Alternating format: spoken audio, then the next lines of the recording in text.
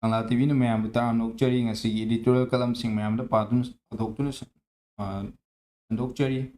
ngasi tang tara July gi toli singani kun mga tol sendumit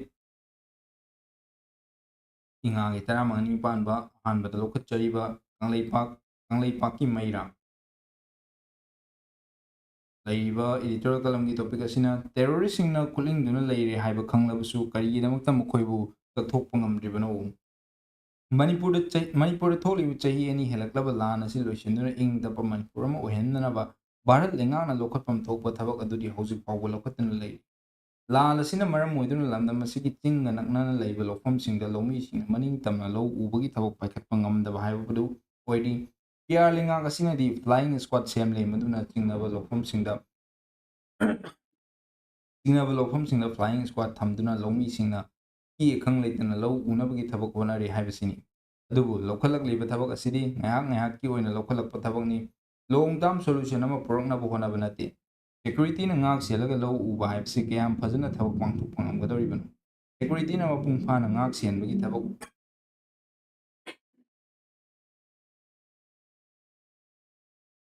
kayam phajana thabak pangthok pangamgadoribano security na mapung phana ngak senbagi thabak paikhatpa ngamgadoribra haibsi miyamgi wahang oiribani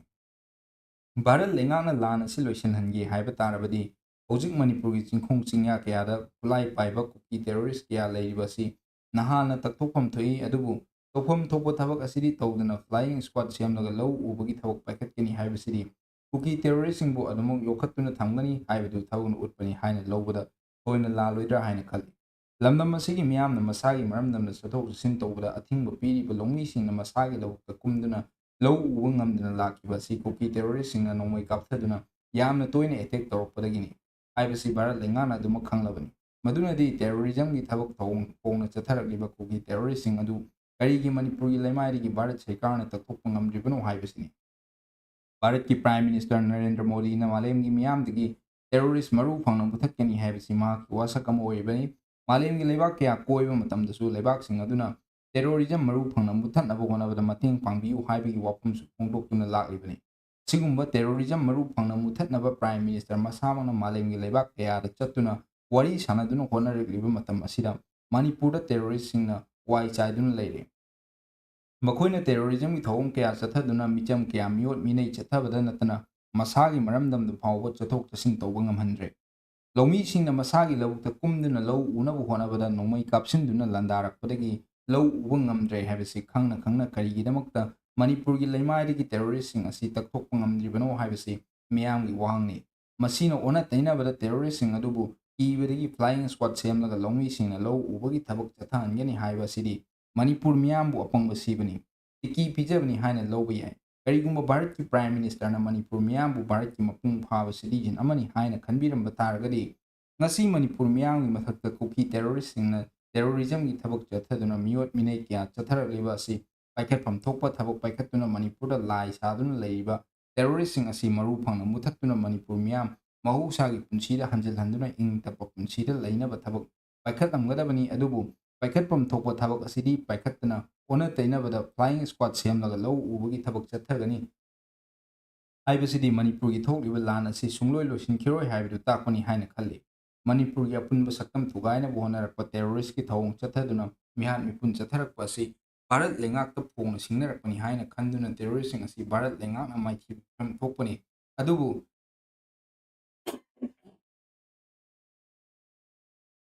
adubu tawpham thokpa thabaksing asi lokhattana mamingtagi oina Manipur miyam ngak senbagi thawak chathaba asidi Bharat lengakki pukal sengdaba thawongni haiba yai ngasigi kanglipakki mairagi editorial kalamni wafam asisu yamna phajai sida support oina haijaningba hairagadi flying squad singduna leitaba matamdani miyam singdu ningkha tamna mafamdu changba yaroi aduga thabak ama tawba matamdasu particular time natragana moment amagi makhada mi security lei natragana leiti haiba khanglaba matungda mafamdu changdaba yade haibaga chap manai masina takpuri miyamda akiba ma fear ama install tawra thamba matungda akhoi mathakta nakhoi akoina rule doribani akhoi yauragadi noi hingba ngamdaba akhoi da depend tawragadi noi independent leiba ngamdaba jati amani haiba tumo hanjan akhoi da ꯈꯪꯍꯟꯗꯨꯅ ꯇꯥꯛꯇꯨꯅ ꯊꯝꯕꯒꯤ ꯃꯁꯛ ꯑꯃ ꯌꯥꯎꯔꯤ꯫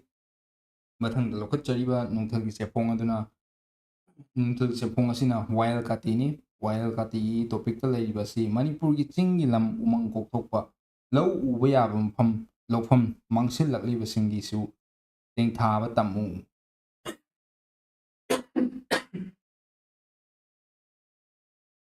ꯃꯅꯤꯄꯨꯔꯒꯤ ꯎꯃꯪꯒꯤ ꯂꯝ ꯑꯁꯤ ꯆꯥꯎꯔꯥꯛꯅ ꯁ꯭ꯀ꯭ꯋꯥꯔ ꯀꯤꯂꯣꯃꯤꯇꯔ 13,994 ꯔꯣꯝꯅꯤ ꯍꯥꯏꯅ ꯄꯥꯅꯔꯤ꯫ ꯁ꯭ꯇꯦꯠ ꯒꯚꯔꯟꯃꯦꯟꯠꯀꯤ ꯔꯤꯄꯣꯔꯠꯀꯤ ꯃꯇꯨꯡ ꯏꯟꯅ ꯃꯅꯤꯄꯨꯔꯒꯤ ꯑꯄꯨꯟꯕ ꯖꯤꯑꯣꯒ꯭ꯔꯥꯐꯤꯀꯦꯜ ꯑꯦꯔꯤꯌꯥ ꯍꯥꯏꯕꯗꯤ ꯁ꯭ꯀ꯭ꯋꯥꯔ ꯀꯤꯂꯣꯃꯤꯇꯔ 19,318 ꯑꯁꯤꯒꯤ ꯆꯥꯗ 63.33ꯗꯤ ꯎꯃꯪꯒꯤ ꯂꯝꯅꯤ ꯍꯥꯏꯔꯤ꯫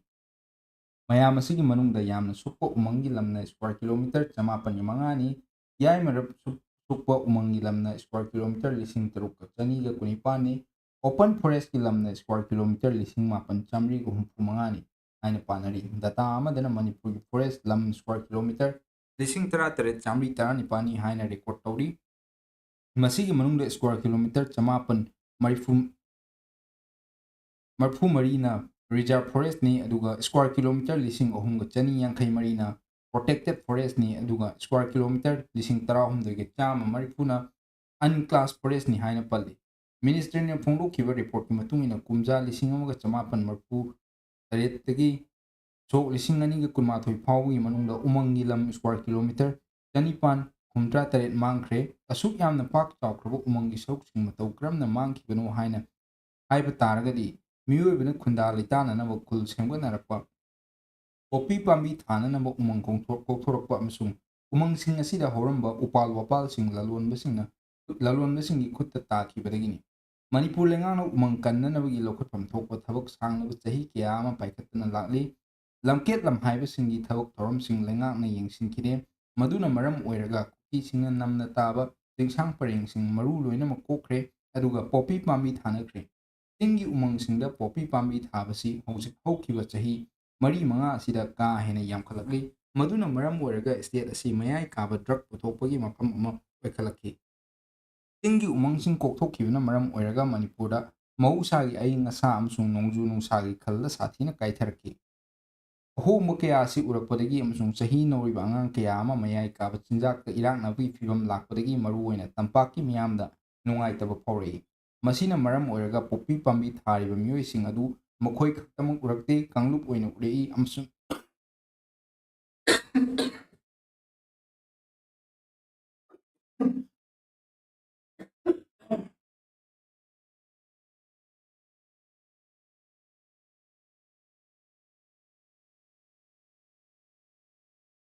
ꯆꯤꯡꯒꯤ ꯎꯃꯪꯁꯤꯡ ꯀꯣꯛꯊꯣꯛꯈꯤꯕꯅ ꯃꯔꯝ ꯑꯣꯏꯔꯒ ꯃꯅꯤꯄꯨꯔꯗ ꯃꯍꯧꯁꯥꯒꯤ ꯑꯏꯪ ꯑꯁꯥ ꯑꯃꯁꯨꯡ ꯅꯣꯡꯖꯨ ꯅꯨꯡꯁꯥꯒꯤ ꯈꯜꯗ ꯁꯥꯊꯤꯅ ꯀꯥꯏꯊꯔꯛꯈꯤ꯫ ꯑꯍꯣꯡꯕ ꯀꯌꯥ ꯑꯁꯤ ꯎꯔꯛꯄꯗꯒꯤ ꯑꯃꯁꯨꯡ ꯆꯍꯤ ꯅꯧꯔꯤꯕ ꯑꯉꯥꯡ ꯀꯌꯥ ꯑꯃ ꯃꯌꯥꯏ ꯀꯥꯕ ꯆꯤꯟꯖꯥꯛꯇ ꯏꯔꯥꯛꯅꯕꯒꯤ ꯐꯤꯚꯝ ꯂꯥꯛꯄꯗꯒꯤ ꯃꯔꯨꯑꯣꯏꯅ ꯇꯝꯄꯥꯛꯀꯤ ꯃꯤꯌꯥꯝꯗ ꯅꯨꯡꯉꯥꯏꯇꯕ ꯐꯥꯎꯔꯛꯏ꯫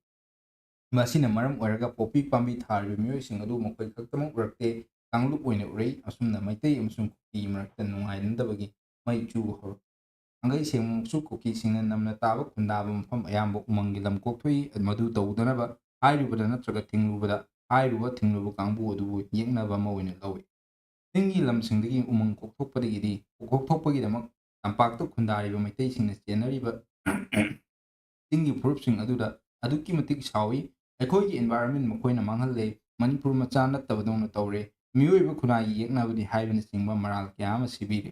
ꯁꯤꯔꯤꯕ ꯃꯔꯥꯜꯁꯤꯡ ꯑꯁꯤ ꯑꯆꯨꯝꯕ ꯅꯠꯇꯦ ꯍꯥꯏꯕꯗꯤ ꯌꯥꯗꯦ꯫ ꯎꯃꯪ ꯄꯥꯛ ꯁꯟꯅ ꯀꯣꯛꯊꯣꯛꯄ ꯍꯥꯏꯕꯁꯤ ꯃꯤꯑꯣꯏꯕ ꯌꯥꯎꯅ ꯊꯋꯥꯏ ꯄꯥꯟꯕꯁꯤꯡ ꯍꯤꯡꯕ ꯉꯝꯅꯅꯕ ꯊꯧꯑꯣꯡꯅꯤ ꯍꯥꯏꯕꯁꯤꯁꯨ 100% ꯆꯨꯝꯃꯤ꯫ ꯆꯤꯡꯒꯤ ꯎꯃꯪꯁꯤꯡ ꯀꯣꯛꯊꯣꯛꯄ ꯊꯤꯡꯕ ꯍꯥꯏꯕꯁꯤ ꯃꯤꯆꯝ ꯃꯤꯌꯥꯝꯅꯗꯤ ꯍꯦꯛꯇꯃꯛ ꯊꯕꯛ ꯑꯣꯏꯅ ꯄꯥꯡꯊꯣꯛꯄꯗꯤ ꯌꯥꯕ ꯅꯠꯇꯦ꯫ ꯃꯁꯤꯒꯤꯗꯃꯛ ꯂꯩꯕꯥꯛꯀꯤ ꯂꯣ ꯑꯃꯁꯨꯡ ꯂꯩꯉꯥꯛꯀꯤ ꯃꯦꯁꯤꯅꯔꯤꯁꯤꯡ ꯂꯩꯔꯤꯕꯅꯤ꯫ ꯃꯈꯣꯏꯅ ꯃꯊꯧ ꯅꯤꯡꯊꯤꯅ ꯄꯥꯡꯊꯣꯛꯂꯝꯂꯒꯗꯤ ꯉꯁꯤ ꯃꯅꯤꯄꯨꯔꯒꯤ ꯎꯃꯪ ꯀꯣꯛꯊꯣꯛꯄꯒ ꯃꯔꯤ ꯂꯩꯅꯅ ꯊꯣꯛꯂꯤꯕ ꯏꯔꯥꯡ ꯑꯁꯤ ꯊꯣꯛꯂꯝꯂꯣꯏ꯫ ꯑꯗꯨꯕꯨ ꯑꯩꯈꯣꯏꯅ ꯆꯤꯡꯅꯨꯡ ꯃꯥꯅꯨꯡꯗ ꯊꯣꯛꯂꯤꯕ ꯎꯃꯪ ꯀꯣꯛꯊꯣꯛꯄ ꯑꯃꯁꯨꯡ ꯄꯣꯄꯤ ꯄꯥꯝꯕꯤ ꯊꯥꯕꯒꯤ ꯋꯥꯐꯝꯁꯤꯡ ꯑꯁꯤ ꯈꯛꯇꯅ ꯃꯤꯠꯌꯦꯡ ꯆꯪꯗꯨꯅ ꯂꯩ, ꯑꯗꯨꯒ ꯅꯈꯣꯏꯅ ꯌꯦꯅꯈꯥꯗ ꯇꯧꯔꯤꯕ ꯃꯌꯥꯝ ꯑꯁꯤꯗꯤ ꯀꯔꯤꯁꯨ ꯎꯁꯤꯟꯅꯗꯦ꯫ ꯃꯅꯤꯄꯨꯔꯒꯤ ꯂꯧ ꯎꯕ ꯌꯥꯕ ꯂꯝ ꯑꯁꯤ ꯄꯨꯟꯅ ꯍꯦꯛꯇꯔ 1,35,000ꯅꯤ꯫ ꯍꯥꯏꯔꯤꯕ ꯂꯧ ꯎꯕ ꯌꯥꯕ ꯂꯝꯒꯤ ꯁꯔꯨꯛ ꯑꯁꯤꯒꯤ ꯃꯅꯨꯡꯗ ꯍꯦꯛꯇꯔ 88,820ꯅ ꯆꯤꯡꯒꯤ ꯗꯤꯁꯇ꯭ꯔꯤꯛꯁꯤꯡꯗ ꯂꯩꯕꯅꯤ꯫ ꯃꯅꯤꯄꯨꯔꯒꯤ ꯑꯄꯨꯟꯕ ꯃꯤꯁꯤꯡ 1,53,000 ꯔꯣꯝ ꯑꯁꯤ ꯄꯤꯛꯈ꯭ꯔꯕ ꯂꯧ ꯎꯕ ꯌꯥꯕ ꯂꯝꯁꯤꯡ ꯑꯁꯤꯗꯒꯤ ꯄꯨꯊꯣꯔꯛꯄ ꯄꯣꯠꯊꯣꯛꯅ ꯆꯥꯔꯒ ꯍꯤꯡꯒꯗꯧꯔꯤꯕꯅꯤ꯫ ꯑꯩꯈꯣꯏ ꯃꯤꯑꯣꯏꯕꯅ ꯅꯣꯡꯃꯩ ꯃꯔꯨ ꯅꯠꯇ꯭ꯔꯒ ꯁꯦꯜ ꯆꯥꯕ ꯌꯥꯗꯦ꯫ ꯑꯩꯈꯣꯏꯅ ꯍꯤꯡꯅꯅꯕꯒꯤꯗꯃꯛꯇ ꯆꯥꯔꯤꯕꯁꯤꯡ ꯑꯁꯤꯗꯤ ꯐꯧ, ꯒꯦꯍꯨ, ꯆꯨꯖꯥꯛ ꯑꯃꯁꯨꯡ ꯑꯇꯩ ꯃꯅꯥ-ꯃꯁꯤꯡꯁꯤꯡꯅꯤ꯫ ꯑꯩꯈꯣꯏꯅ ꯄꯨꯝꯅꯃꯛꯄꯨ ꯍꯤꯡꯍꯜꯂꯤꯕ ꯂꯧ ꯎꯕ ꯌꯥꯕ ꯂꯝꯁꯤꯡ ꯅꯣꯡꯃ ꯅꯣꯡꯃꯒꯤ ꯃꯥꯡꯁꯤꯜꯂꯛꯄꯒꯤ ꯃꯊꯛꯇ ꯂꯧ ꯎꯕꯤꯅꯕ ꯂꯧꯃꯤ ꯐꯥꯎꯕ ꯂꯩꯁꯤꯜꯂꯛꯇ꯭ꯔꯦ꯫ ꯑꯩꯈꯣꯏ ꯃꯇꯝ ꯁꯥꯡꯅ ꯆꯤꯟꯖꯥꯛꯇ ꯃꯤꯄꯥꯜ ꯇꯥꯡꯂꯒꯅꯤ꯫ ꯆꯤꯟꯖꯥꯛꯇ ꯃꯤꯄꯥꯜ ꯇꯥꯡꯕ ꯍꯥꯏꯕꯁꯤ ꯃꯤꯅꯥꯏ ꯑꯣꯏꯔꯕꯅꯤ ꯍꯥꯏꯕ ꯑꯩꯈꯣꯏꯅ ꯈꯪꯕ ꯉꯝꯖꯗ꯭ꯔꯦ꯫ ꯃꯇꯥꯡ ꯑꯁꯤꯗ ꯄꯟꯖꯅꯤꯡꯕ ꯋꯥꯐꯝꯗꯤ ꯆꯤꯡꯗ ꯎꯃꯪ ꯀꯣꯛꯊꯣꯛꯄ ꯈꯛꯇꯃꯛ ꯅꯈꯣꯏꯅ ꯆꯩꯔꯤ꯫ ꯅꯈꯣꯏꯅ ꯆꯩꯔꯤꯕꯗꯣ ꯑꯗꯨꯒꯤ ꯃꯊꯛꯇ ꯇꯝꯄꯥꯛ ꯂꯝꯗ ꯂꯧ ꯎꯕ ꯌꯥꯕ ꯂꯝ ꯃꯥꯡꯍꯜꯂꯤꯕꯁꯤꯁꯨ ꯆꯩꯕ ꯇꯝꯃꯨ꯫ ꯍꯤꯔꯝ ꯑꯁꯤꯗ ꯃꯤꯠꯌꯦꯡ ꯆꯪꯂꯒ ꯆꯤꯟꯖꯥꯛꯇ ꯃꯤꯄꯥꯜ ꯇꯥꯡꯗꯅꯕ ꯄꯨꯟꯅ ꯍꯣꯠꯅꯃꯤꯟꯅꯁꯤ꯫ ꯃꯁꯤꯅ ꯋꯥꯌꯦꯜ ꯀꯥꯇꯤꯒꯤ ꯏꯗꯤꯇꯣꯔꯤꯌꯦꯜ ꯀꯂꯝꯅꯤ꯫ ꯑꯗꯨꯒ ꯃꯊꯪꯗ ꯂꯧꯈꯠꯆꯔꯤꯕ ꯄꯥꯎꯆꯦ ꯑꯁꯤꯅ ꯀꯪꯂꯥ ꯄꯥꯎ꯫ ꯀꯪꯂꯥ ꯄꯥꯎꯒꯤ ꯏꯗꯤꯇꯣꯔꯤꯌꯦꯜ ꯀꯂꯝꯗ ꯂꯩꯔꯤꯕ ꯉꯁꯤꯒꯤ ꯇꯣꯄꯤꯛ ꯑꯁꯤ ꯃꯅꯤꯄꯨꯔꯗ ꯀꯣꯚꯤꯗꯀꯤ ꯀꯦꯁ ꯍꯟꯊꯔꯛꯂꯕꯁꯨ ꯗꯦꯡꯒꯤꯒꯤ ꯀꯦꯁ ꯍꯦꯟꯒꯠꯂꯛꯄ꯫ ꯃꯅꯤꯄꯨꯔꯗ ꯊꯦꯡꯈꯥꯡ ꯅꯥꯏꯅ ꯀꯣꯚꯤꯗ-19 ꯂꯥꯏꯅꯥ ꯂꯥꯏꯆꯠꯅ ꯃꯤꯌꯥꯝꯗ ꯆꯩꯊꯦꯡ ꯄꯤꯗꯨꯅ ꯂꯥꯛꯂꯤ꯫ ꯂꯥꯏꯅꯥ ꯂꯥꯏꯆꯠ ꯑꯁꯤꯅ ꯄꯤꯕ ꯆꯩꯊꯦꯡꯅ ꯑꯇꯩ ꯂꯥꯏꯅꯥ ꯂꯥꯏꯆꯠꯁꯤꯡꯗꯒꯤ ꯆꯩꯊꯦꯡꯗꯒꯤ ꯇꯝꯊꯤꯕ ꯍꯦꯜꯂꯤ꯫ ꯀꯣꯚꯤꯗ-19ꯒꯤ ꯂꯥꯏꯆꯠ ꯂꯝꯗꯝ ꯑꯁꯤꯗ ꯁꯣꯛ 2020ꯗ ꯂꯥꯏꯅꯥ ꯑꯁꯤꯅ ꯅꯥꯔꯕ ꯃꯤꯑꯣꯏ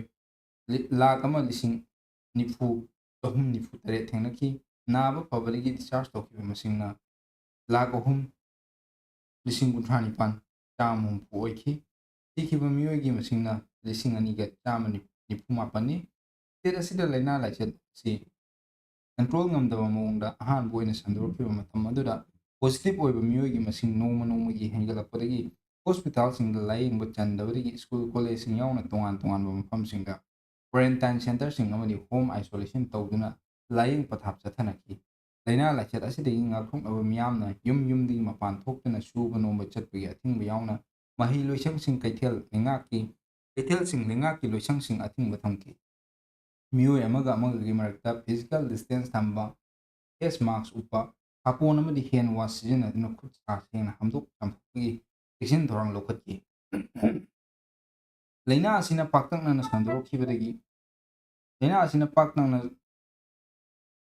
ꯁꯟꯗꯣꯔꯛꯈꯤꯕꯗꯒꯤ ꯂꯩꯀꯥꯏ ꯂꯩꯀꯥꯏꯒꯤ ꯂꯩꯔꯛ-ꯀꯣꯟꯁꯥꯡꯁꯤꯡꯗ ꯐꯥꯎꯕ ꯁꯝꯕꯜ ꯈꯥꯖꯤꯟꯗꯨꯅ ꯃꯤ ꯆꯠꯊꯣꯛ-ꯆꯠꯁꯤꯟ ꯇꯧꯕ ꯐꯥꯎꯕ ꯑꯊꯤꯡꯕ ꯊꯝꯕꯒꯤ ꯊꯕꯛꯁꯤꯡ ꯆꯠꯊꯔꯛꯈꯤꯕ ꯊꯧꯗꯣꯛꯁꯤꯡ ꯊꯦꯡꯅꯔꯛꯈꯤ꯫ ꯃꯇꯝ ꯁꯥꯡꯅ ꯂꯥꯏꯆꯠ ꯑꯁꯤ ꯂꯥꯛꯁꯤꯟꯕ ꯉꯝꯗꯕ ꯑꯃꯗꯤ ꯂꯥꯏꯅꯥ ꯑꯁꯤꯕꯨ ꯂꯥꯌꯦꯡꯅꯕ ꯆꯞ ꯆꯥꯕ ꯍꯤꯗꯥꯛ ꯂꯩꯇꯕꯗꯒꯤ ꯃꯥꯂꯦꯝꯒꯤ ꯂꯩꯕꯥꯛꯁꯤꯡꯅ ꯚꯦꯛꯁꯤꯟ ꯄꯨꯊꯣꯛꯅꯕ ꯍꯣꯠꯅꯕ ꯑꯃꯗꯤ ꯄꯨꯊꯣꯛꯅꯔꯛꯈꯤꯕꯗꯒꯤ ꯂꯥꯏꯅꯥ ꯑꯁꯤꯒꯤ ꯄꯣꯖꯤꯇꯤꯚ ꯑꯣꯏꯔꯕꯁꯤꯡ ꯄꯨꯟꯁꯤ ꯀꯟꯕꯗ ꯑꯆꯧꯕ ꯃꯇꯦꯡ ꯑꯣꯏꯈꯤ꯫ ꯂꯩꯕꯥꯛ ꯑꯁꯤꯒꯤ ꯑꯣꯏꯅ ꯄꯨꯊꯣꯛꯄ ꯀꯣꯚꯤꯗ-19 ꯚꯦꯛꯁꯤꯟ ꯁꯨꯡꯁꯣꯏ ꯁꯣꯏꯗꯅ ꯀꯥꯞꯊꯣꯛꯅꯕ ꯂꯩꯕꯥꯛꯀꯤ ꯄꯣꯂꯤꯁꯤ ꯃꯇꯨꯡ ꯏꯟꯅ ꯀꯥꯞꯊꯣꯛꯅꯈꯤ꯫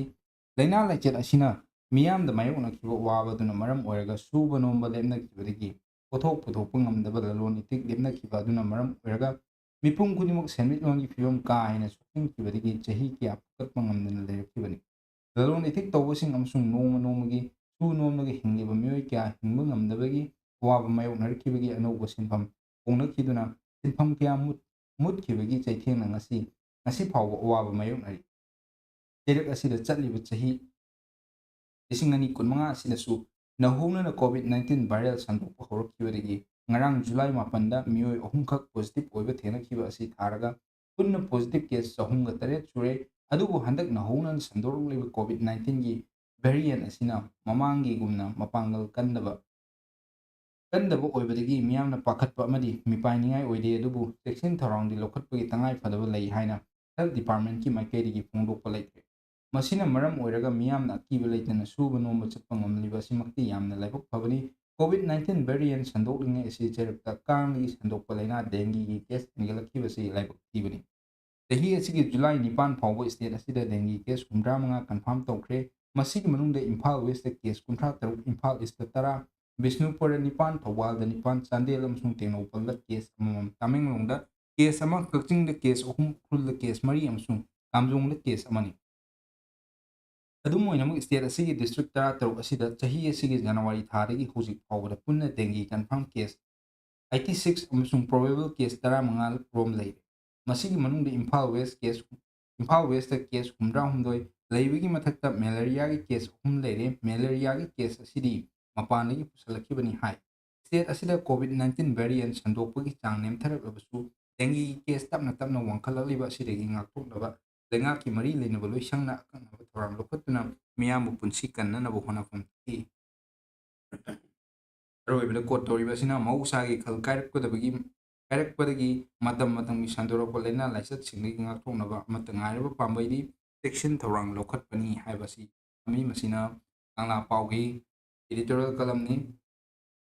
ꯃꯊꯪꯗ ꯂꯧꯈꯠꯆꯔꯤꯕ ꯅꯨꯡꯊꯜꯒꯤ ꯆꯦꯐꯣꯡ ꯑꯁꯤꯅ ꯄꯥꯎꯅꯤꯜ ꯈꯣꯟ꯫ ꯄꯥꯎꯅꯤꯜ ꯈꯣꯟꯒꯤ ꯏꯗꯤꯇꯣꯔꯤꯌꯦꯜ ꯀꯂꯝꯗ ꯂꯩꯔꯤꯕ ꯇꯣꯄꯤꯛꯀꯤ ꯃꯃꯤꯡ ꯑꯁꯤꯅ ꯑꯄꯨꯟꯕꯒꯤ ꯈꯣꯜꯂꯥꯎ ꯑꯃ ꯃꯊꯧ ꯇꯥꯏ꯫ ꯍꯧꯈꯤꯕ ꯆꯍꯤ ꯁꯣꯛ 2019ꯒꯤ ꯃꯦꯗꯒꯤ ꯊꯣꯔꯛꯂꯤꯕ ꯀꯨꯀꯤ ꯅꯥꯔꯀꯣ ꯇꯦꯔꯣꯔꯤꯁꯁꯤꯡꯅ ꯃꯩꯇꯩ ꯐꯨꯔꯨꯞꯇ ꯑꯇꯝꯅꯅ ꯍꯧꯔꯛꯄ ꯂꯥꯟ ꯍꯧꯖꯤꯛ ꯐꯥꯎꯕ ꯂꯣꯏꯁꯤꯟꯕ ꯉꯝꯗꯅ ꯂꯩꯔꯤ꯫ ꯂꯥꯟꯁꯤꯒꯤ ꯏꯄꯤꯁꯦꯟꯇꯔ ꯑꯁꯤ ꯆꯨꯔꯆꯥꯟꯄꯨꯔꯅ ꯑꯣꯏꯈꯤ, ꯑꯗꯨꯕꯨ ꯆꯨꯔꯆꯥꯟꯄꯨꯔꯗꯒꯤ ꯃꯔꯨꯑꯣꯏꯅ ꯍꯧꯔꯛꯄ ꯑꯣꯏꯔꯕꯁꯨ ꯌꯥꯝꯅ ꯈꯣꯡꯂꯩ ꯊꯨꯅ ꯃꯅꯤꯄꯨꯔꯒꯤ ꯃꯐꯝ ꯁꯤꯟꯕ ꯊꯨꯡꯅ ꯁꯟꯗꯣꯔꯛꯇꯨꯅ ꯀꯨꯀꯤ ꯑꯃꯁꯨꯡ ꯃꯤꯇꯩꯒꯤ ꯃꯔꯛꯇ ꯌꯨꯝ ꯃꯩ ꯊꯥꯅꯕ ꯌꯥꯎꯅ ꯀꯝꯃ꯭ꯌꯨꯅꯦꯜ ꯔꯥꯏꯑꯣꯠ ꯑꯃ ꯊꯣꯔꯛꯈꯤ꯫ ꯃꯁꯤꯅ ꯃꯔꯝ ꯑꯣꯏꯔꯒ ꯌꯨꯝ ꯀꯌꯥ ꯃꯩ ꯆꯥꯛꯈꯤꯕꯗ ꯅꯠꯇꯅ ꯂꯅꯥꯏ ꯄ꯭ꯔꯣꯄꯔꯇꯤ ꯀꯌꯥ ꯑꯃꯁꯨ ꯃꯩꯅ ꯆꯥꯛꯈ꯭ꯔꯕꯅꯤ꯫ ꯂꯥꯟꯁꯤꯒꯤ ꯃꯇꯨꯡ ꯇꯥꯔꯛꯄꯗ ꯀꯨꯀꯤꯅ ꯅꯝꯅ ꯇꯥꯕ ꯃꯐꯝꯁꯤꯡꯗ ꯆꯪꯈꯤꯕ ꯃꯤꯇꯩ ꯑꯃꯠꯇ ꯍꯤꯡꯅ ꯐꯪꯈꯤꯗꯦ꯫ ꯍꯧꯖꯤꯛꯁꯨ ꯃꯥꯡꯈꯤꯕ ꯃꯩꯇꯩ ꯃꯆꯥꯁꯤꯡ ꯐꯪꯗꯕꯗꯒꯤ ꯄꯥꯡꯒꯣꯡꯅ ꯃꯤꯇꯝ ꯁꯥꯔꯒ ꯆꯠꯅꯕꯤꯒꯤ ꯃꯇꯨꯡ ꯏꯟꯅ ꯑꯔꯣꯏꯕ ꯃꯊꯧ ꯃꯉꯝ ꯄꯥꯡꯊꯣꯛꯅꯕ ꯌꯥꯎꯔꯤꯕꯅꯤ꯫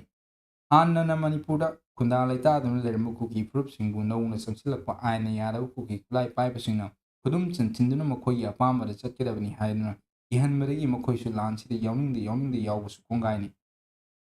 ꯑꯥꯏꯟꯅꯁꯨ ꯌꯥꯗꯅ ꯆꯪꯁꯤꯜꯂꯛꯂꯤꯕ ꯀꯨꯀꯤ ꯈꯨꯠꯂꯥꯏ ꯄꯥꯏꯕꯁꯤꯡꯅ ꯃꯪꯂꯥꯟ ꯑꯃ ꯁꯥꯒꯠꯇꯨꯅ ꯁꯦꯄꯔꯦꯠ ꯑꯦꯗꯃꯤꯅꯤꯁꯇ꯭ꯔꯦꯁꯟ ꯇꯥꯟꯗꯨꯅ ꯃꯩꯇꯩꯅ ꯈꯨꯟꯗꯥꯗꯨꯅ ꯂꯩꯔꯤꯕ ꯆꯤꯡꯈꯣꯡ ꯆꯤꯡꯌꯥꯗ ꯇꯥꯕ ꯂꯝ ꯃꯈꯩ ꯂꯧꯁꯤꯟꯅꯅꯕ ꯃꯩꯇꯩꯗ ꯑꯇꯝꯅꯅ ꯅꯣꯡꯃꯩ ꯀꯥꯞꯁꯤꯟꯗꯨꯅ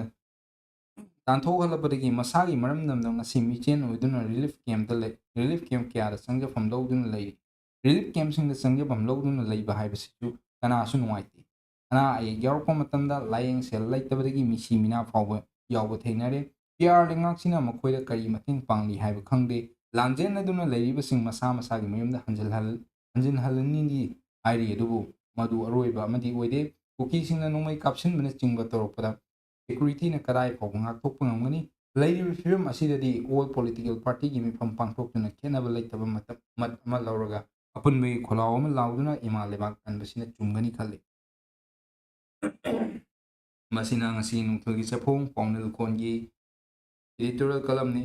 ꯑꯗꯨꯒ ꯃꯅꯤꯄꯨꯔꯤ ꯏꯗꯤꯁꯟꯒꯤ ꯑꯣꯏꯅ ꯑꯔꯣꯏꯕ ꯑꯣꯏꯅ ꯂꯧꯈꯠꯆꯔꯤꯕ ꯏꯗꯤꯇꯣꯔꯤꯌꯦꯜ ꯀꯂꯝ ꯑꯁꯤ ꯄꯥꯎꯖꯦꯜ ꯄꯥꯎꯆꯦꯒꯤꯅꯤ꯫ ꯄꯥꯎꯖꯦꯜ ꯄꯥꯎꯆꯦꯒꯤ ꯏꯗꯤꯇꯣꯔꯤꯌꯦꯜ ꯀꯂꯝꯗ ꯂꯩꯔꯤꯕ ꯇꯣꯄꯤꯛ ꯑꯁꯤꯅ ꯂꯧꯃꯤꯁꯤꯡꯒꯤ ꯊꯧꯅꯥ ꯍꯥꯞꯇꯨꯅ ꯆꯤꯟꯖꯥꯛꯇ ꯃꯄꯥꯜ ꯇꯥꯡꯗꯅꯕ ꯍꯣꯠꯅꯁꯤ꯫ ꯍꯧꯖꯤꯛ ꯀꯨꯝꯒꯤ ꯅꯣꯡ ꯂꯥꯛꯇꯨꯅ ꯈꯔꯤꯞ ꯀ꯭ꯔꯣꯞ ꯊꯥꯕꯒꯤ ꯃꯇꯝ ꯌꯧꯔꯦ꯫ ꯃꯣꯟꯁꯨꯟ ꯀ꯭ꯔꯣꯞ ꯍꯥꯏꯅꯁꯨ ꯈꯪꯅꯔꯤꯕ ꯈꯔꯤꯞ ꯀ꯭ꯔꯣꯞ ꯑꯁꯤ ꯃꯔꯨꯑꯣꯏꯅ ꯁ꯭ꯇꯦꯠ ꯑꯁꯤꯗꯗꯤ ꯐꯧ ꯑꯁꯤꯅ ꯃꯔꯨꯑꯣꯏꯕ ꯃꯇꯝꯁꯤꯒꯤ ꯄꯥꯝꯕꯤ ꯑꯣꯏꯔꯤꯕꯅꯤ꯫ ꯃꯇꯝ ꯃꯇꯝꯒꯤ ꯈꯔꯤꯞ ꯑꯃꯁꯨꯡ ꯔꯕꯤ ꯀ꯭ꯔꯣꯞꯁꯤꯡ ꯊꯥꯕꯗ ꯈ꯭ꯋꯥꯏꯗꯒꯤ ꯃꯔꯨ ꯑꯣꯏꯔꯤꯕꯁꯤ ꯏꯔꯤꯒꯦꯁꯟ ꯁꯤꯁꯇꯦꯝ ꯑꯁꯤ ꯅꯤꯡꯊꯤꯅ ꯂꯧꯕꯨꯛꯁꯤꯡꯗ ꯐꯪꯍꯟꯗꯨꯅ ꯊꯥꯔꯤꯕ ꯃꯅꯥ ꯃꯁꯤꯡꯁꯤꯡ ꯑꯗꯨ ꯄꯣꯠꯊꯣꯛ ꯆꯥꯊꯣꯛ ꯃꯔꯥꯡ ꯀꯥꯏꯅ ꯄꯨꯊꯣꯛꯇꯨꯅ ꯂꯧꯃꯤꯁꯤꯡꯅ ꯍꯣꯠꯅꯔꯤꯕ ꯍꯣꯠꯅꯖꯃꯟ ꯑꯗꯨ ꯐꯪꯕ ꯉꯝꯕ ꯑꯗꯨꯅꯤ꯫ ꯍꯧꯖꯤꯛ ꯁ꯭ꯇꯦꯠ ꯑꯁꯤꯗ ꯃꯥꯏꯅꯔ ꯏꯔꯤꯒꯦꯁꯟ ꯗꯤꯄꯥꯔꯠꯃꯦꯟꯠꯀꯤ ꯃꯈꯥꯗ ꯂꯩꯔꯤꯕ ꯇꯣꯉꯥꯟ ꯇꯣꯉꯥꯟꯕ ꯗꯥꯝ ꯑꯃꯗꯤ ꯄ꯭ꯔꯣꯖꯦꯛꯠꯁꯤꯡ ꯑꯁꯤ ꯅꯤꯡꯊꯤꯅ ꯃꯊꯧ ꯇꯧꯗꯕꯅ ꯃꯔꯝ ꯑꯣꯏꯔꯒ ꯂꯧꯃꯤꯁꯤꯡꯒꯤ ꯂꯧꯕꯨꯛꯇ ꯏꯔꯤꯒꯦꯁꯟ ꯁꯤꯁꯇꯦꯝ ꯅꯤꯡꯊꯤꯅ ꯐꯪꯕ ꯉꯝꯗ꯭ꯔꯦ꯫ ꯂꯣꯛꯇꯥꯛ ꯂꯤꯐ ꯏꯔꯤꯒꯦꯁꯟꯒꯤ ꯂꯦꯐꯠ ꯑꯃꯁꯨꯡ ꯔꯥꯏꯠ ꯀꯦꯅꯦꯜꯁꯤꯡ ꯂꯧꯃꯤꯁꯤꯡꯒꯤ ꯂꯧꯕꯨꯛꯇ ꯏꯁꯤꯡ ꯄꯤꯕ ꯉꯝꯗ꯭ꯔꯦ꯫ ꯗꯣꯂꯥꯏ ꯊꯥꯕꯤ ꯄ꯭ꯔꯣꯖꯦꯛꯠ, ꯈꯨꯒꯥ ꯄ꯭ꯔꯣꯖꯦꯛꯠ, ꯑꯣꯏꯅꯥꯝ ꯁꯑꯣꯝꯕꯨꯡ ꯗꯥꯝ, ꯋꯥꯕꯒꯥꯏ ꯀꯩꯔꯛ ꯗꯥꯝꯅꯆꯤꯡꯕ ꯗꯥꯝꯁꯤꯡ ꯑꯁꯤ ꯂꯧꯃꯤꯁꯤꯡꯒꯤ ꯂꯧꯕꯨꯛꯇ ꯏꯁꯤꯡ ꯄꯤꯔꯛꯇꯕ ꯃꯇꯝ ꯀꯨꯏꯔꯦ꯫ ꯍꯥꯏꯔꯤꯕ ꯗꯥꯝꯁꯤꯡ ꯑꯁꯤ ꯅꯤꯡꯊꯤꯅ ꯁꯦꯝꯖꯤꯟ ꯁꯥꯖꯤꯟꯗꯨꯅ ꯂꯧꯃꯤꯁꯤꯡꯒꯤ ꯂꯧꯕꯨꯛꯇ ꯃꯇꯝ ꯃꯇꯝꯒꯤ ꯊꯥꯔꯤꯕ ꯃꯅꯥ ꯃꯁꯤꯡꯁꯤꯡ ꯑꯗꯨ ꯄꯣꯠꯊꯣꯛ ꯆꯥꯊꯣꯛ ꯃꯔꯥꯡ ꯀꯥꯏꯅ ꯄꯨꯊꯣꯛꯅꯕ ꯏꯁꯤꯡ ꯄꯤꯅꯕ ꯊꯧꯔꯥꯡꯁꯨ ꯄꯥꯏꯈꯠꯄ ꯎꯗ꯭ꯔꯦ꯫ ꯁ꯭ꯇꯦꯠ ꯑꯁꯤꯒꯤ ꯂꯩꯔꯤꯕ ꯑꯦꯒ꯭ꯔꯤꯀꯜꯆꯔ ꯂꯣꯏꯁꯪꯁꯨ ꯍꯧꯖꯤꯛ ꯅꯤꯡꯊꯤꯅ ꯃꯊꯧ ꯇꯧꯗꯕꯇ ꯅꯠꯇꯅ ꯀꯨꯝꯒꯤ ꯅꯣꯡ ꯂꯥꯛꯇꯨꯅ ꯈꯔꯤꯞ ꯀ꯭ꯔꯣꯞꯀꯤ ꯈ꯭ꯋꯥꯏꯗꯒꯤ ꯃꯔꯨ ꯑꯣꯏꯔꯤꯕ ꯐꯧ ꯊꯥꯅꯕ ꯐꯧꯗꯤ, ꯐꯔꯇꯤꯂꯥꯏꯖꯔ ꯑꯃꯗꯤ ꯇꯤꯜꯍꯥꯠ ꯍꯤꯗꯥꯛꯅꯆꯤꯡꯕ ꯂꯧꯃꯤꯁꯤꯡꯗ ꯐꯪꯍꯟꯅꯅꯕ ꯊꯧꯔꯥꯡ ꯇꯧꯕ ꯎꯗꯦ꯫ ꯃꯁꯤ ꯌꯥꯝꯅ ꯉꯛꯄ ꯍꯥꯏꯕꯗꯨ ꯑꯣꯏꯔꯦ, ꯃꯔꯝꯗꯤ ꯁ꯭ꯇꯦꯠ ꯑꯁꯤꯗ ꯂꯩꯔꯤꯕ ꯆꯥꯎꯔꯥꯛꯅ ꯃꯤꯑꯣꯏ ꯂꯥꯈ 60,000 ꯑꯁꯤꯒꯤ ꯆꯥꯅꯕ ꯆꯤꯟꯖꯥꯛ ꯂꯝꯗꯝ ꯑꯁꯤꯒꯤ ꯂꯥꯏꯔꯕ ꯂꯧꯃꯤꯁꯤꯡꯅ ꯃꯇꯝ ꯃꯇꯝꯒꯤ ꯄꯨꯊꯣꯛꯂꯤꯕ ꯆꯤꯟꯖꯥꯛ ꯃꯈꯜꯁꯤꯡ ꯑꯗꯨꯅ ꯁꯤꯖꯤꯟꯅꯕ ꯀꯣꯟꯅꯕ ꯉꯝꯗꯦ꯫ ꯈ꯭ꯋꯥꯏꯗꯒꯤ ꯃꯔꯨꯑꯣꯏꯅ ꯐꯧ ꯌꯥꯎꯅ ꯂꯩꯔꯤꯕ ꯇꯣꯉꯥꯟ ꯇꯣꯉꯥꯟꯕ ꯆꯤꯟꯖꯥꯛꯁꯤꯡ ꯑꯁꯤ ꯃꯄꯥꯟ ꯂꯝꯗꯒꯤ ꯂꯧꯁꯤꯟꯗꯨꯅ ꯑꯋꯥꯠꯄ ꯆꯤꯟꯖꯥꯛ ꯑꯗꯨ ꯃꯦꯟꯁꯤꯟꯗꯨꯅ ꯂꯥꯛꯂꯤꯕꯅꯤ꯫ ꯁ꯭ꯇꯦꯠ ꯑꯁꯤꯒꯤ ꯂꯩꯍꯥꯎꯒ ꯆꯨꯅꯕ ꯐꯧꯗꯤꯁꯨ ꯑꯍꯣꯡꯕ ꯃꯃꯜꯗ ꯑꯦꯒ꯭ꯔꯤꯀꯜꯆꯔ ꯂꯣꯏꯁꯪꯅ ꯂꯧꯃꯤꯁꯤꯡꯗ ꯐꯪꯍꯟꯕ ꯉꯝꯗꯦ꯫ ꯍꯣꯡꯂꯛꯂꯤꯕ ꯑꯏꯪ ꯑꯁꯥꯒꯤ ꯈꯜ ꯑꯁꯤꯅ ꯃꯔꯝ ꯑꯣꯏꯔꯒ ꯁ꯭ꯇꯦꯠ ꯑꯁꯤꯗ ꯍꯧꯖꯤꯛ ꯑꯩꯈꯣꯏꯒꯤ ꯂꯥꯏꯔꯕ ꯂꯧꯃꯤꯁꯤꯡꯅ ꯃꯄꯥꯟ ꯂꯝꯒꯤ ꯑꯐꯕ ꯃꯈꯜꯒꯤ ꯐꯧꯗꯤꯁꯤꯡ ꯄꯥꯛꯇꯛꯅꯅ ꯊꯥꯕꯒꯤ ꯆꯠꯅꯕꯤ ꯑꯃ ꯂꯥꯛꯂꯤ꯫ ꯍꯥꯏꯕ꯭ꯔꯤꯗꯀꯤ ꯐꯧꯗꯤ ꯃꯈꯜꯁꯤꯡ ꯑꯁꯤ ꯂꯩꯕꯗ ꯂꯧꯃꯤꯁꯤꯡꯅ ꯁꯕꯁꯤꯗꯤ ꯐꯪꯕꯁꯨ ꯉꯝꯗꯦ, ꯑꯇꯥꯡꯕ ꯃꯃꯜꯗ ꯂꯩꯗꯨꯅ ꯂꯧꯐꯝꯁꯤꯡꯗ ꯊꯥꯅꯔꯤ꯫ ꯍꯧꯖꯤꯛ ꯀꯨꯝꯒꯤ ꯅꯣꯡ ꯂꯥꯛꯄ ꯍꯧꯔꯕꯁꯨ ꯅꯣꯡ ꯃꯔꯥꯡ ꯀꯥꯏꯅ ꯆꯨꯗꯕꯅ ꯃꯔꯝ ꯑꯣꯏꯔꯒ ꯂꯧꯃꯤꯁꯤꯡꯅ ꯈꯔꯤꯞ ꯀ꯭ꯔꯣꯞꯀꯤ ꯃꯍꯩ ꯃꯔꯣꯡ ꯊꯥꯕꯗ ꯏꯁꯤꯡꯒꯤ ꯑꯋꯥꯠꯄ ꯂꯧꯃꯤꯁꯤꯡꯅ ꯈꯔꯤꯞ ꯀ꯭ꯔꯣꯞꯀꯤ ꯃꯍꯩ ꯃꯔꯣꯡ ꯊꯥꯕꯗ ꯏꯁꯤꯡꯒꯤ ꯑꯋꯥꯠꯄ ꯃꯥꯌꯣꯛꯅꯔꯤ꯫ ꯃꯔꯝ ꯑꯗꯨꯅ ꯁ꯭ꯇꯦꯠ ꯑꯁꯤꯒꯤ ꯑꯋꯥꯠꯄ ꯆꯤꯟꯖꯥꯛꯁꯤꯡ ꯑꯁꯤ ꯃꯦꯟꯈꯠꯅꯕ ꯍꯣꯠꯅꯕꯗ ꯂꯧꯃꯤꯁꯤꯡꯒꯤ ꯂꯧꯕꯨꯛꯇ ꯏꯔꯤꯒꯦꯁꯟ ꯅꯤꯡꯊꯤꯅ ꯄꯤꯅꯕ ꯍꯣꯠꯅꯕ ꯇꯉꯥꯏ ꯐꯗꯦ꯫ ꯃꯥꯏꯅꯔ ꯏꯔꯤꯒꯦꯁꯟ ꯗꯤꯄꯥꯔꯠꯃꯦꯟꯠꯁꯨ ꯁ꯭ꯇꯦꯠ ꯑꯁꯤꯒꯤ ꯆꯤꯡ ꯑꯃꯁꯨꯡ ꯇꯝꯗ ꯂꯩꯔꯤꯕ ꯗꯥꯝꯁꯤꯡ ꯑꯁꯤ ꯍꯟꯒꯠꯅ ꯌꯦꯡꯁꯤꯟꯗꯨꯅ ꯂꯧꯃꯤꯁꯤꯡꯒꯤ ꯂꯧꯕꯨꯛꯇ ꯅꯤꯡꯊꯤꯅ ꯏꯁꯤꯡ ꯐꯪꯍꯟꯅꯕ ꯍꯣꯠꯅꯒꯗꯕꯅꯤ꯫ ꯂꯣꯏꯅꯅ ꯑꯦꯒ꯭ꯔꯤꯀꯜꯆꯔ ꯗꯤꯄꯥꯔꯠꯃꯦꯟꯠ ꯑꯁꯤ ꯃꯥꯏꯅꯔ ꯗꯤꯄꯥꯔꯠꯃꯦꯟꯠ ꯅꯠꯇꯦ, ꯃꯦꯖꯔ ꯗꯤꯄꯥꯔꯠꯃꯦꯟꯠ ꯑꯃ ꯑꯣꯏꯔꯤꯕꯅꯤ꯫ ꯂꯧꯃꯤꯁꯤꯡꯅ ꯈꯔꯤꯐ ꯑꯃꯗꯤ ꯔꯕꯤ ꯀ꯭ꯔꯣꯞ ꯊꯥꯕ ꯃꯇꯝꯗ ꯗꯔꯀꯥꯔ ꯑꯣꯏꯔꯤꯕ ꯃꯔꯨ-ꯃꯔꯥꯡꯁꯤꯡ ꯍꯣꯡꯕ ꯃꯃꯜꯗ ꯃꯇꯝ ꯆꯥꯅ ꯐꯪꯍꯟꯅꯕ ꯍꯣꯠꯅꯒꯗꯕꯅꯤ꯫ ꯐꯧ ꯌꯥꯎꯅ ꯃꯅꯥ-ꯃꯁꯤꯡ ꯊꯥꯕ ꯃꯇꯝꯗ ꯗꯔꯀꯥꯔ ꯑꯣꯏꯔꯤꯕ ꯐꯔꯇꯤꯂꯥꯏꯖꯔ ꯑꯃꯗꯤ ꯇꯤꯜꯍꯥꯠ ꯍꯤꯗꯥꯛꯁꯤꯡꯕꯨ ꯁꯕꯁꯤꯗꯥꯏꯖ ꯔꯦꯠꯇ ꯐꯪꯍꯟꯅꯕ ꯍꯣꯠꯅꯐꯝ ꯊꯣꯛꯏ꯫ ꯏꯟꯗꯤꯌꯥꯒꯤ ꯑꯣꯏꯅ ꯂꯧꯃꯤꯁꯤꯡꯒꯤ ꯄꯣꯠꯊꯣꯛ ꯆꯥꯊꯣꯛ ꯍꯦꯟꯒꯠꯍꯟꯅꯕ ꯇꯣꯉꯥꯟ-ꯇꯣꯉꯥꯟꯕ ꯁ꯭ꯀꯤꯝ, ꯄ꯭ꯔꯣꯖꯦꯛ ꯀꯌꯥ ꯄꯥꯏꯈꯠꯇꯨꯅ ꯂꯧꯃꯤꯁꯤꯡꯒꯤ ꯁꯦꯟ-ꯊꯨꯝꯒꯤ ꯐꯤꯚꯝ ꯐꯒꯠꯅꯕ ꯍꯣꯠꯅꯔꯤ꯫ ꯑꯗꯨꯕꯨ ꯁ꯭ꯇꯦꯠ ꯑꯁꯤꯗ ꯂꯩꯔꯤꯕ ꯂꯥꯏꯔꯕ ꯂꯧꯃꯤꯁꯤꯡꯅꯗꯤ ꯍꯥꯏꯔꯤꯕ ꯁ꯭ꯀꯤꯝ ꯅꯠꯇ꯭ꯔꯒ ꯄ꯭ꯔꯣꯖꯦꯛ ꯑꯗꯨꯒꯤ ꯀꯥꯟꯅꯕ ꯏꯐꯪ ꯐꯪꯕ ꯉꯝꯗꯅ ꯂꯩꯔꯤ꯫ ꯃꯁꯤ ꯑꯦꯒ꯭ꯔꯤꯀꯜꯆꯔ ꯗꯤꯄꯥꯔꯠꯃꯦꯟꯠꯅ ꯃꯊꯧ ꯅꯤꯡꯊꯤꯅ ꯇꯧꯗꯕꯒꯤ ꯈꯨꯗꯝꯅꯤ꯫ ꯂꯧꯃꯤꯁꯤꯡꯅ ꯃꯇꯝ ꯃꯇꯝꯒꯤ ꯂꯧꯎ-ꯁꯤꯡꯎꯒꯤ ꯊꯕꯛ ꯇꯧꯕꯗ ꯈ꯭ꯋꯥꯏꯗꯒꯤ ꯃꯔꯨꯑꯣꯏꯕꯁꯤꯡꯒꯤ ꯃꯅꯨꯡꯗ ꯑꯃ ꯑꯣꯏꯔꯤꯕ ꯃꯦꯁꯤꯅꯔꯤꯁꯤꯡꯁꯨ ꯁꯕꯁꯤꯗꯥꯏꯖ ꯔꯦꯠꯇ ꯃꯇꯝ ꯆꯥꯅ ꯄꯤꯅꯕ ꯍꯣꯠꯅꯒꯗꯕꯅꯤ꯫ ꯃꯇꯝ ꯑꯃꯗ ꯂꯧꯃꯤꯁꯤꯡꯅ ꯂꯧꯎ-ꯁꯤꯡꯎꯕꯒꯤ ꯊꯕꯛ ꯇꯧꯕꯗ ꯁꯟ ꯏꯔꯣꯏꯒꯤ ꯃꯇꯦꯡ ꯂꯧꯗꯨꯅ ꯂꯧ ꯎꯅꯔꯝꯕ ꯑꯗꯨ ꯉꯁꯤꯗꯤ ꯎꯗ꯭ꯔꯦ, ꯆꯠꯅꯕꯤ ꯑꯗꯨ ꯃꯥꯡꯈ꯭ꯔꯦ꯫ ꯇ꯭ꯔꯦꯛꯇꯔ ꯑꯃꯗꯤ ꯐꯣꯔꯁꯟꯅꯆꯤꯡꯕ ꯃꯦꯁꯤꯟꯁꯤꯡꯅ ꯃꯍꯨꯠ ꯁꯤꯟꯈ꯭ꯔꯦ꯫ ꯃꯁꯤ ꯃꯇꯝꯒꯤ ꯃꯇꯨꯡ ꯏꯟꯅ ꯆꯥꯎꯈꯠꯂꯛꯄꯒꯤ ꯍꯣꯡꯂꯛꯈꯤꯕ ꯑꯍꯣꯡꯕ ꯉꯥꯛꯇꯅꯤ꯫ ꯃꯥꯂꯦꯝꯒꯤ ꯑꯣꯏꯅ ꯂꯧꯎ-ꯁꯤꯡꯎꯒꯤ ꯂꯝꯗ ꯃꯦꯁꯤꯅꯔꯤꯅ ꯃꯍꯨꯠ ꯁꯤꯟꯗꯨꯅ ꯆꯪꯁꯤꯜꯂꯛꯂꯤꯕ ꯈꯣꯡꯊꯥꯡ ꯑꯁꯤꯗ ꯁ꯭ꯇꯦꯠ ꯑꯁꯤꯗꯁꯨ ꯌꯧꯔꯛꯇꯨꯅ ꯑꯍꯣꯡꯕ ꯈꯔꯗꯤ ꯂꯥꯛꯄ ꯍꯧꯈ꯭ꯔꯦ꯫ ꯑꯗꯨꯕꯨ ꯃꯄꯨꯡꯗ ꯌꯦꯡꯕꯗ ꯃꯇꯝꯒ ꯆꯨꯅꯕ ꯍꯥꯏꯕꯗꯨꯗꯤ ꯉꯁꯤꯃꯛ ꯎꯕ ꯐꯪꯗ꯭ꯔꯤ꯫ ꯂꯧꯃꯤꯁꯤꯡꯅ ꯂꯧꯎ-ꯁꯤꯡꯎꯒꯤ ꯊꯕꯛꯇ ꯃꯦꯁꯤꯅꯔꯤꯁꯤꯡ ꯁꯤꯖꯤꯟꯅꯗꯨꯅ ꯂꯧ ꯅꯠꯇ꯭ꯔꯒ ꯃꯅꯥ-ꯃꯁꯤꯡ ꯊꯥꯕ ꯃꯇꯝꯗ ꯃꯦꯁꯤꯅꯔꯤꯁꯤꯡꯒꯤ ꯁꯦꯟꯐꯝ ꯑꯗꯨ ꯋꯥꯡꯕ ꯃꯔꯝꯅ ꯄꯨꯊꯣꯛꯂꯤꯕ ꯄꯣꯠꯊꯣꯛ ꯑꯗꯨꯒ ꯆꯥꯡꯗꯝꯅꯗꯨꯅ ꯌꯦꯡꯕꯗ ꯁꯦꯟꯗꯣꯡꯗꯤ ꯌꯥꯝꯅ ꯅꯦꯝꯅ ꯐꯪꯕ ꯃꯔꯝꯅ ꯂꯧꯃꯤꯁꯤꯡꯒꯤ ꯊꯧꯅꯥꯁꯨ ꯍꯟꯊꯔꯤ꯫ ꯂꯧꯃꯤꯁꯤꯡꯒꯤ ꯊꯧꯅꯥ ꯍꯥꯞꯇꯨꯅ ꯃꯇꯝ ꯃꯇꯝꯒꯤ ꯂꯧꯃꯤꯁꯤꯡꯅ ꯊꯥꯔꯤꯕ ꯐꯧ ꯌꯥꯎꯅ ꯃꯅꯥ-ꯃꯁꯤꯡꯁꯤꯡ ꯑꯗꯨ ꯄꯣꯠꯊꯣꯛ ꯃꯔꯥꯡ ꯀꯥꯏꯅ ꯄꯨꯊꯣꯛꯇꯨꯅ ꯁ꯭ꯇꯦꯠ ꯑꯁꯤꯒꯤ ꯑꯋꯥꯠꯄ ꯆꯤꯟꯖꯥꯛꯁꯤꯡ ꯑꯗꯨ ꯃꯦꯟꯁꯤꯟꯕ ꯉꯝꯅꯕ ꯍꯣꯠꯅꯒꯗꯕꯅꯤ꯫ ꯃꯁꯤꯗ ꯈ꯭ꯋꯥꯏꯗꯒꯤ ꯃꯔꯨ ꯑꯣꯏꯔꯤꯕ ꯑꯁꯤ ꯑꯦꯒ꯭ꯔꯤꯀꯜꯆꯔ ꯂꯣꯏꯁꯪꯅ ꯂꯧꯃꯤꯁꯤꯡꯒꯤ ꯃꯥꯡ ꯊꯥꯅ ꯆꯣꯡꯊꯣꯛꯇꯨꯅ ꯃꯇꯝ ꯃꯇꯝꯒꯤ ꯂꯧꯃꯤꯁꯤꯡꯅ ꯗꯔꯀꯥꯔ ꯑꯣꯏꯕ ꯃꯦꯁꯤꯅꯔꯤ, ꯃꯔꯨ-ꯃꯔꯥꯡ ꯑꯃꯗꯤ ꯏꯊꯩ ꯂꯧꯈꯣꯡꯒꯤ ꯈꯨꯗꯣꯡꯆꯥꯕ ꯐꯪꯍꯟꯅꯕ ꯍꯣꯠꯅꯒꯗꯕꯅꯤ꯫ ꯑꯃꯗꯤ ꯑꯦꯒ꯭ꯔꯤꯀꯜꯆꯔꯒꯤ ꯂꯩꯔꯤꯕ ꯑꯣꯐꯤꯁꯤꯌꯦꯜꯁꯤꯡꯁꯨ ꯂꯧꯃꯤꯁꯤꯡꯒꯤ ꯂꯧꯕꯨꯛꯇ ꯀꯨꯝꯗꯨꯅ ꯃꯐꯝ ꯑꯗꯨꯒꯤ ꯂꯩꯍꯥꯎꯒ ꯆꯥꯟꯅꯕ ꯃꯍꯩ-ꯃꯔꯣꯡꯁꯤꯡ ꯊꯥꯅꯕ ꯍꯣꯠꯅꯐꯝ ꯊꯣꯛꯏ꯫ ꯑꯦꯒ꯭ꯔꯤꯀꯜꯆꯔ ꯗꯤꯄꯥꯔꯠꯃꯦꯟꯠꯀꯤ ꯁ꯭ꯇꯥꯐꯁꯤꯡꯅ ꯐꯤꯜꯗ ꯆꯠꯇꯅ ꯑꯣꯐꯤꯁꯀꯤ ꯇꯦꯕꯜꯗ ꯈꯛ ꯊꯕꯛ ꯁꯨꯕꯅ ꯂꯧꯃꯤꯁꯤꯡꯅ ꯄꯣꯠꯊꯣꯛ-ꯆꯥꯊꯣꯛ ꯃꯔꯥꯡ ꯀꯥꯏꯅ ꯄꯨꯊꯣꯛꯄ ꯉꯝꯂꯣꯏ꯫ ꯑꯩꯈꯣꯏꯒꯤ ꯂꯥꯏꯔꯕ ꯂꯧꯃꯤꯁꯤꯡꯒꯤ ꯊꯧꯅꯥ ꯍꯥꯞꯇꯨꯅ ꯃꯇꯝ ꯃꯇꯝꯒꯤ ꯄꯣꯠꯊꯣꯛ-ꯆꯥꯊꯣꯛ ꯃꯔꯥꯡ ꯀꯥꯏꯅ ꯄꯨꯊꯣꯛꯇꯨꯅ ꯁ꯭ꯇꯦꯠ ꯑꯁꯤꯒꯤ ꯃꯤꯌꯥꯝꯒꯤ ꯑꯋꯥꯠꯄ ꯆꯤꯟꯖꯥꯛ ꯃꯦꯟꯁꯤꯟꯕ ꯉꯝꯅꯅꯕ ꯍꯣꯠꯅꯕꯗ ꯁꯤ ꯃꯁꯤꯅ ꯄꯥꯎꯖꯦꯜꯒꯤ ꯏꯗꯤꯇꯣꯔꯤꯌꯦꯜ ꯀꯂꯝꯅꯤ꯫ ꯑꯗꯨꯒ ꯑꯔꯣꯏꯕ ꯑꯣꯏꯅ ꯂꯧꯈꯠꯆꯔꯤꯕ ꯄꯥꯎꯆꯦ ꯑꯁꯤꯅ ꯅꯨꯡꯊꯤꯜꯒꯤ ꯆꯦꯐꯣꯡꯗ ꯏꯪꯂꯤꯁꯀꯤ ꯏꯗꯤꯁꯟ ꯑꯣꯏꯅ ꯐꯣꯡꯂꯤꯕ ꯏꯝꯐꯥꯜ ꯇꯥꯏꯝꯁꯀꯤ ꯏꯗꯤꯇꯣꯔꯤꯌꯦꯜ ꯀꯂꯝꯅꯤ꯫ ꯉꯁꯤꯒꯤ ꯏꯝꯐꯥꯜ ꯇꯥꯏꯝꯁꯀꯤ ꯏꯗꯤꯇꯣꯔꯤꯌꯦꯜ ꯀꯂꯝꯗ ꯂꯩꯔꯤꯕ ꯇꯣꯄꯤꯛ ꯑꯁꯤꯒꯤ ꯃꯃꯤꯡꯅ "ꯑꯦ ꯂꯣꯡ road home beyond shelters ꯇꯨꯋꯥꯔꯗꯁ justice ꯑꯦꯟड ꯔꯦꯁꯇꯣꯔꯦꯁꯟ" ꯍꯥꯏꯕꯅꯤ꯫ The recent announcement by the Chief Secretary of Manipur assuring that resettlement of internally displaced person (IDPs) will be completed in 3 phases by December this year has brought a glimmer hope of thousands to thousands still languishing in relief camps. However, the assurance has not been without criticism. The president of Manipur Pradesh Congress Committee (MPCC) has strongly questioned the intent and depth of government promise, stating that the plan merely seeks to shift IDPs from temporary relief camps to prefabricated houses, not to their original homes. He further pointed out the lack of concrete roadmap for genuine resettlement and restoration of peace in conflict-ridden states. At the heart of this issue is a basic human truth: displacement robs people not only on their homes but by their dignity, identity, and security. Since the eruption of violence in Manipur in May 2023, tens of thousands have been uprooted from their native villages, forced to seek shelter in overcrowded, poorly equipped relief camps. Over a year later, the pain of dislocation still haunts them. The promise to complete resettlement by December therefore carries immense weight, but only if it is truly about returning people to where they belong, not just moving them around on paper. The Chief Secretary's assurance made during a high level review meeting envision a phased process, no doubt a logistical necessity, even the scale of displacement. But as the MPCC president rightly pointed out, shifting ITPs to prefabricated structure is not the same as enabling them to return to their original village.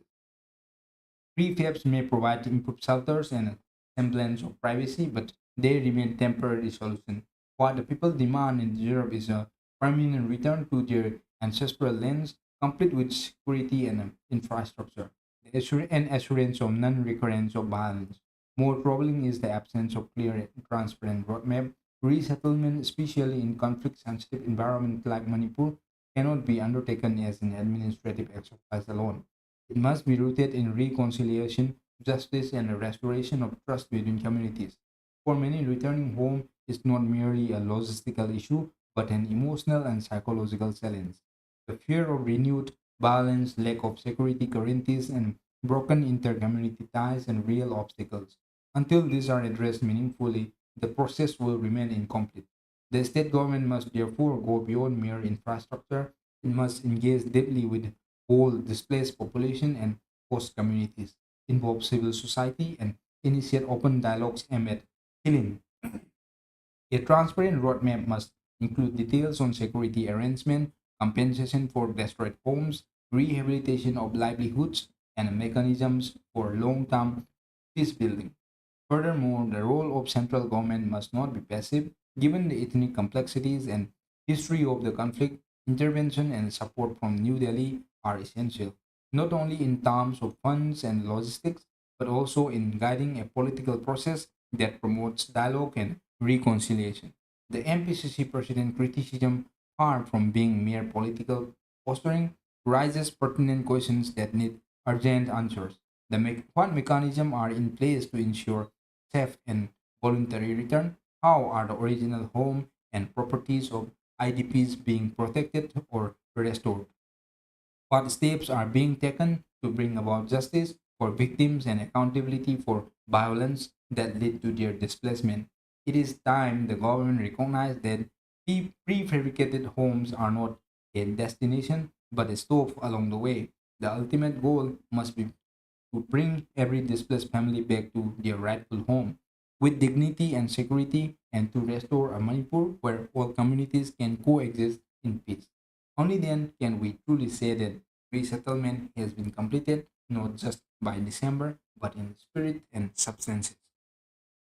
ꯃꯁꯤꯅ Imphal ꯇꯥꯏꯝꯁꯀꯤ editorial ꯀꯂꯝꯅꯤ ꯃꯁꯤꯒ ꯂꯣꯏꯅꯅ ꯉꯁꯤꯒꯤ ꯅꯨꯡꯊꯤꯜꯒꯤ ꯆꯦꯐꯣꯡꯁꯤꯡꯒꯤ editorial ꯀꯂꯝ ꯃꯌꯥꯝꯗ ꯄꯥꯊꯣꯛꯇꯨꯅ ꯍꯟꯗꯣꯛꯆꯕ ꯃꯇꯥꯡ ꯑꯁꯤꯗ ꯂꯣꯏꯁꯤꯟꯖꯔꯤ thank you four washing